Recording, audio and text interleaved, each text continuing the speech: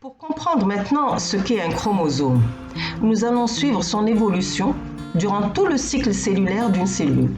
C'est-à-dire un cycle cellulaire, c'est l'interphase plus la mitose. Nous allons essayer de comprendre un peu comment va évoluer ce chromosome depuis l'interphase jusqu'à la fin de la mitose qui est la télophase.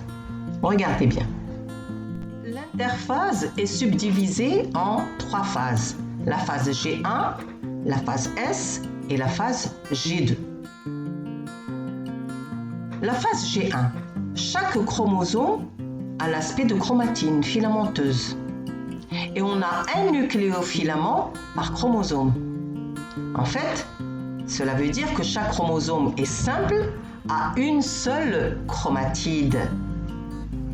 À la phase S, on a un doublement de l'ADN, doublement du nombre des nucléofilaments.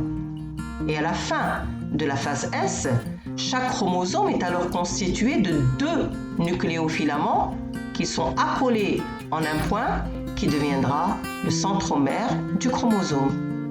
Ce qui fait qu'à la phase G2, chaque chromosome est double, formé de 2 chromatides reliées par le centromère. Donc, si on résume toutes les étapes de l'interphase, vous avez la phase G1, S et G2. Observez bien les chromosomes. Puis on a la mitose. La mitose, prophase, métaphase, anaphase et télophase. Regardez un peu l'aspect des chromosomes. Eh bien, à la prophase, on a chaque chromosome va être condensé. Il va être constitué de 2 chromatides sœurs, mais qui sont réunies au niveau du centromère. On parle alors de chromosomes doubles. À la métaphase, chaque chromosome est très condensé. Il est toujours constitué de 2 chromatides sœurs, réunies au niveau du centromère, et on a toujours un chromosome double. À l'anaphase, c'est différent.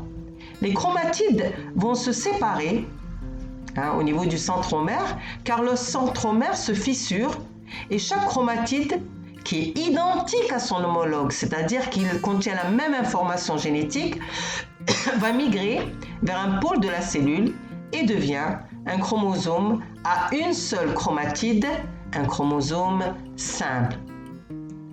À la fin, à la télophase, on a décondensation du chromosome simple.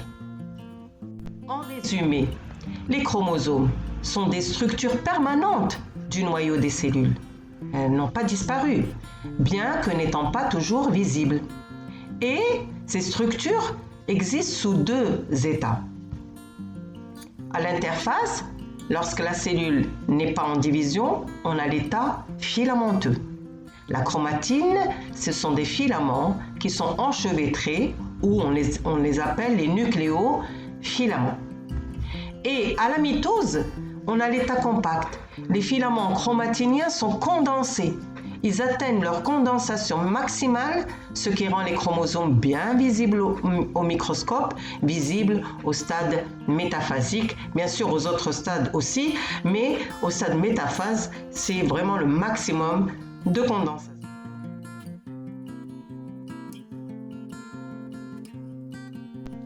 Comment expliquer que les chromosomes ne sont visibles que lorsqu'il y a la division cellulaire?